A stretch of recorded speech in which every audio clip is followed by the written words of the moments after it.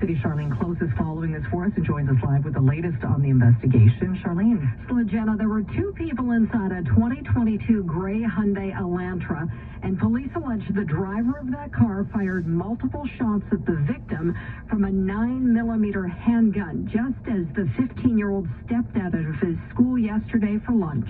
It's later learned by investigators that this vehicle had been stolen via carjacking earlier in the day prior to this occurrence, once again in Peel.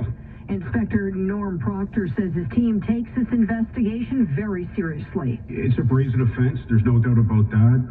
It's alarming. One shooting is too many, but any shooting on a school property or in relation to a school or young people raises the alarm bells even louder. He says the victim remains in hospital in critical but stable condition.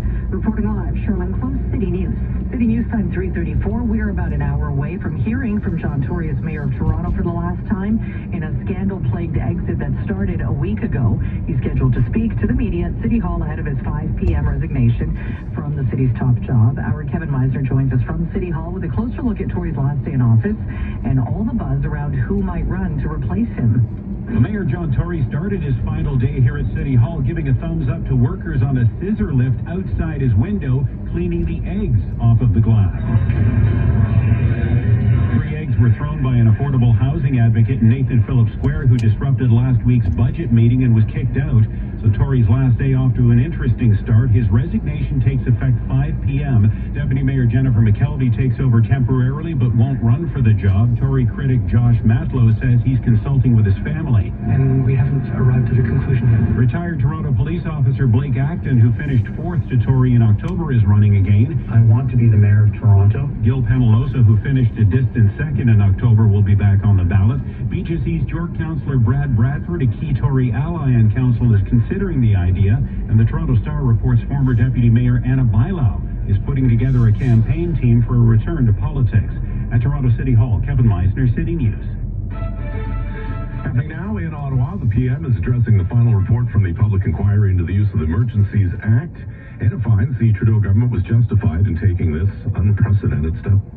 The commissioner of the inquiry says the use of the act was appropriate because Cabinet had reasonable grounds to believe the situation was worsening and at risk of becoming dangerous. However, Justice Paul Rouleau adds this.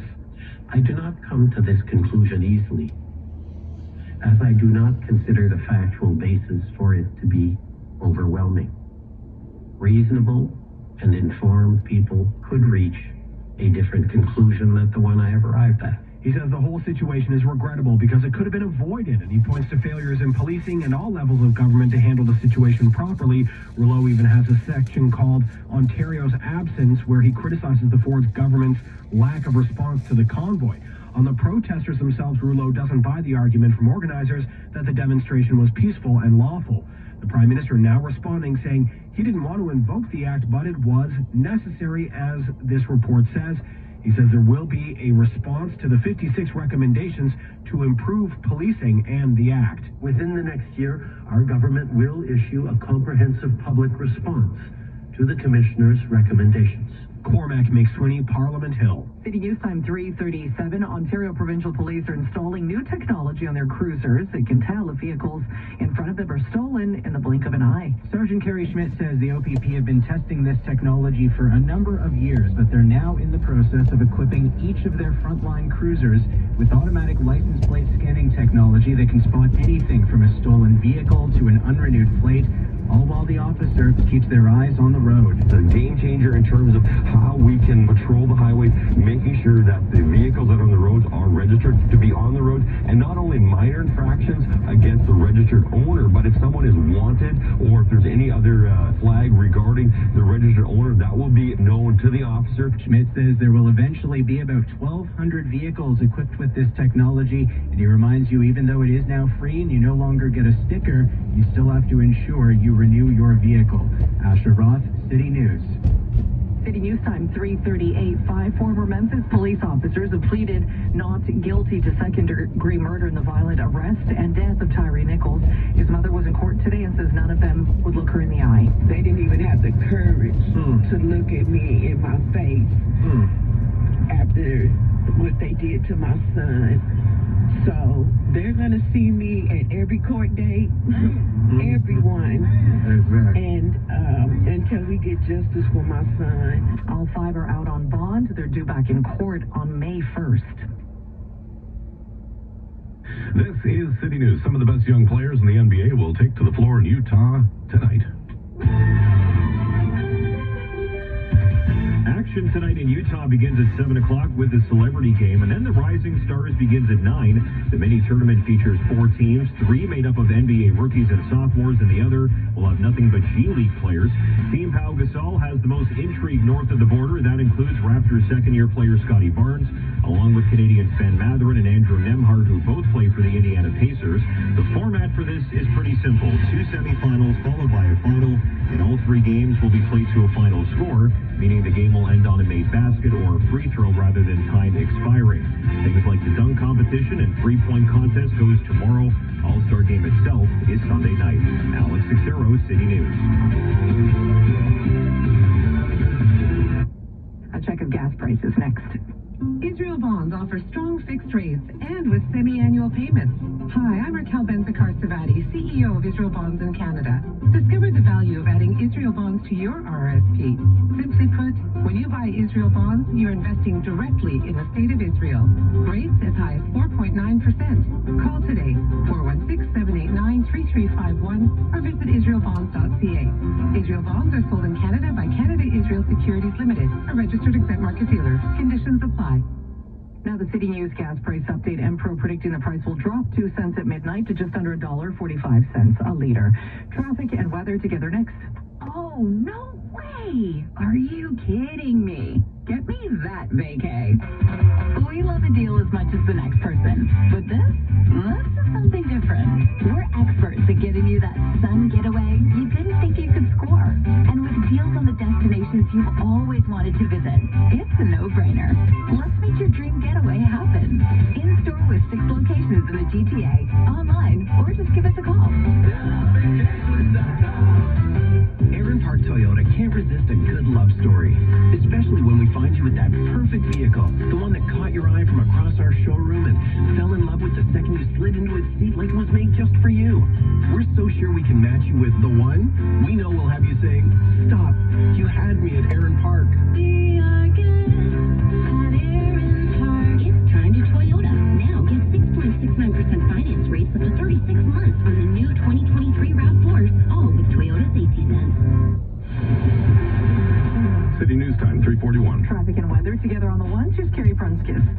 This report is brought to you by Mr. Lube. On the eastbound QEW, the problem east of Walker's Line has cleared, and I just watched the problem east of Burloak clear away as well. So these delays should gradually ease, but it's busy on the eastbound QEW from Guelph Line to east of Burloak. And then a slow go from Erin Mills to Dixie. Eastbound on the Gardner, it's heavy from the Park Lawn to east of the Humber Bridge. Slows again from Spadina onto the Jarvis ramp. No problems heading up the northbound DVP, but we have volume delays starting as you approach Bloor up to York Mills. Northbound 404, a little bit quieter than usual, but it is busy from Highway 7 to north of 16th Avenue. Expect delays up the northbound 400 from Teston to north of King Road and from Innisfil Beach Road to approaching Mapleview. Extra busy there because of a southbound problem on the 400. It's been going on for a while. South of Mapleview, the right lane is still closed for cleanup after a truck lost its load of wood. So southbound 400, about a 2-kilometer backup getting through that problem south of Mapleview. And then it's jammed on the southbound 400 from Finch onto the 401 ramps. Traffic is slow on the southbound 404 from Finch onto the 401 ramps. Looks pretty good though right now on the southbound DVP. We had some much earlier problems, but looks like everything's back up to speed now. The westbound Gardner is jammed from just west of the DVP to west of Strawn, and then slows again from the Humber Bridge onto the 427 ramp. Westbound on the 401, busy from Brock Street to approaching Salem, then a slow go from McCowan, alternately express and collectors to Dixon. Traffic drags again from the 427 to approaching Dixie and the collectors, and now it's getting busy from just west of James Snow Parkway to west of Highway 25. On city streets, there's a collision on Islington, south of Bloor, and it's got traffic down to a single lane. For an oil change done right, stop by Mr. Lube. No appointment needed for all their services, from oil changes to tires and batteries. Mr. Lube, open 7 days a week. And now with the forecast, here's Jason Fraser. Right now, we're just seeing some light snow showers across the GTA. Overall, though, we're anticipating just seeing some calm conditions, and we're also starting to see the winds gusting up to right around 33 kilometers per hour. Overnight, we're just expecting some calm conditions, partly cloudy skies. May see a few flurries, but not expecting any significant snow out of this. Tomorrow morning, we're going to start off with some sunshine, but towards the latter half of the day, we'll likely end up seeing more clouds. We'll top out near 3 degrees. Right now at Pearson, we're at -5. Where I live tonight, -10. Now the Dynamic Funds Market Minute to the Business Center. Here's Ari Rabinovich. About 15 minutes left to trade in the day. The week's legenda heading towards a long weekend. Remember, markets will be closed on both sides of the border this Monday for a public holiday. In Ontario, it'll be a family day, and in the U.S., President's Day. So this will be the last trading session until Tuesday. Right now, we're looking at a mixed picture, but mostly losses. Bay Street is in the red by 83 points, 20,524, with most of the losses coming from shares in Air Canada, sinking after their earnings report shortly